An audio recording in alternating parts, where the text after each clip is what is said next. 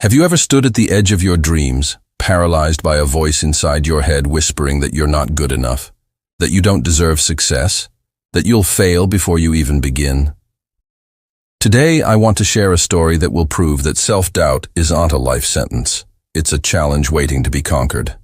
And by the end of this journey, you'll discover that the very doubts that seem to hold you back might just be the catalyst that propels you forward.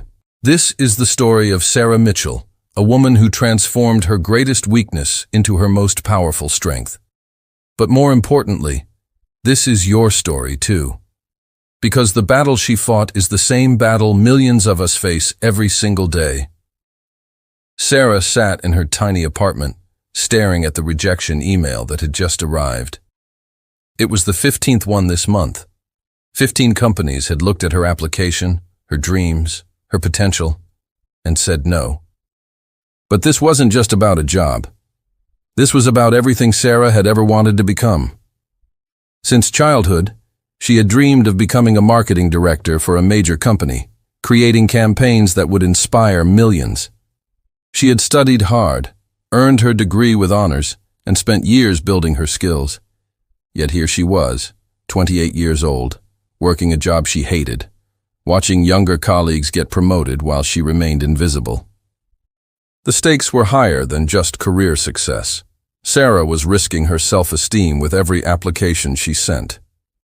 Each rejection chipped away at her confidence, feeding the monster of self-doubt that had taken residence in her mind. That voice grew louder with each failure. You're not creative enough. You're not innovative enough. You're not enough. Her family had sacrificed so much to support her education. Her mother had worked double shifts. Her father had postponed his retirement. And what did she have to show for it? A resume full of rejections and a heart full of doubt. Sarah was at a crossroads. She could give up on her dreams, accept a life of mediocrity, and let self-doubt win. Or she could face her greatest fear, the possibility that she might try her absolute hardest and still fail. The question wasn't whether she was good enough. The question was whether she had the courage to find out. 3 days after that 15th rejection, something unexpected happened. Sarah was scrolling through social media when she stumbled upon a post from Marcus Chen, a legendary marketing executive who had built campaigns for some of the world's biggest brands. He was hosting a free workshop in her city titled The Doubt Advantage: How Your Insecurities Can Become Your Superpower. Sarah almost scrolled past it. After all, what could a successful executive possibly know about her kind of failure? But something made her stop. Maybe it was desperation. Maybe it was curiosity. Or maybe, deep down, a tiny part of her still believed she deserved more. She registered for the workshop, fighting the voice in her head that told her she was wasting her time. The next Saturday, Sarah walked into a room filled with 50 other people who looked just as uncertain as she felt. Marcus Chen stood at the front, and the first words out of his mouth shocked everyone in the room. "I'm going to tell you something that might surprise you," he said. "The most successful people I've ever worked with, the ones who built empires, changed industries, and inspired millions, they all had one thing in common. It wasn't confidence. It wasn't natural talent. It wasn't even hard work, though that mattered too." He paused, looking directly at the audience. What they had was self-doubt, and they learned how to use it. Sarah's mind reeled. How could self-doubt possibly be an advantage? She had spent years trying to eliminate it, to bury it, to pretend it didn't exist. And here was this successful executive saying she should embrace it. Marcus continued, "Most people think self-doubt is the enemy. They think confidence means never questioning yourself. But that's not how the real world works. Self-doubt is actually a form of self-awareness. It's your mind's way of telling you that what you're about to do matters. It's a signal that you care about the outcome." He shared his own story. 20 years ago, Marcus had been exactly where Sarah was, full of dreams, but paralyzed by fear. He had created a marketing pitch for a major client, but doubt consumed him. The night before the presentation, he couldn't sleep. Every idea seemed stupid. Every word felt wrong. He was convinced he would fail. But instead of running away from the doubt, he did something different. He wrote down every single fear, every criticism, every what-if scenario that haunted him. Then he used those fears as a checklist. Each doubt became a question he needed to answer. Each insecurity became a weakness he needed to strengthen. The presentation I gave the next day wasn't confident because I eliminated doubt, Marcus explained. It was confident because I had already confronted every possible failure in my mind. I had prepared for my worst-case scenarios. When I walked into that room, doubt couldn't surprise me anymore. I had already wrestled with it and won. Sarah felt something shift inside her. She had been treating self-doubt as an enemy to defeat. What if it was actually a tool to use? During the workshop break, Sarah approached Marcus with trembling hands. She told him about her 15 rejections, her crushing fear of failure, and the voice in her head that wouldn't stop criticizing her. Marcus listened carefully, then asked her a question that would change everything. Sarah, what if you're not failing because you're not good enough? What if you're failing because you're trying to hide who you really are? Sarah was confused. What do you mean? Look at your portfolio, Marcus said, pulling up her website on his phone. Everything here is safe. It's polished, professional, perfect, and completely forgettable. You're so afraid of being judged that you've removed all the interesting parts of yourself. You're hiding behind perfection, and perfection is boring. He pulled out a notebook and drew 2 columns. Self-doubt manifests in 2 ways, he explained. Paralyzing doubt stops you from taking action. That's the doubt that says, don't even try. But there's another kind, investigative doubt. This doubt says, something isn't working, so let's figure out what and fix it. Sarah had been trapped in paralyzing doubt for months. She needed to transform it into investigative doubt. Marcus gave her a challenge. Go home tonight and create the most authentic piece of work you've ever made. Don't think about what companies want to see. Don't worry about being professional or impressive. Create something that scares you, something so honest that sharing it makes you vulnerable. Use your self-doubt as a compass. Every time you think, I can't show people this, write down why. Those reasons will show you exactly what makes you unique. Sarah's heart raced. The challenge terrified her. But for the first time in months, she also felt a spark of excitement. Sarah spent the entire weekend working on a project she called the rejection campaign. Instead of hiding her failures, she decided to showcase them. She created a bold, unconventional marketing portfolio that told the story of her 15 rejections. Each rejection became a case study in what not to do, paired with innovative redesigns showing what she should have done instead. She analyzed her mistakes with brutal honesty, transformed them into lessons, and presented them with humor and vulnerability. The doubt was overwhelming. Every few hours, she wanted to delete everything and go back to her safe, forgettable portfolio. But she remembered Marcus's words. Use doubt as a compass. Each time fear said, don't share this, she pushed forward. Each time insecurity said, this is too personal, she leaned into it even more.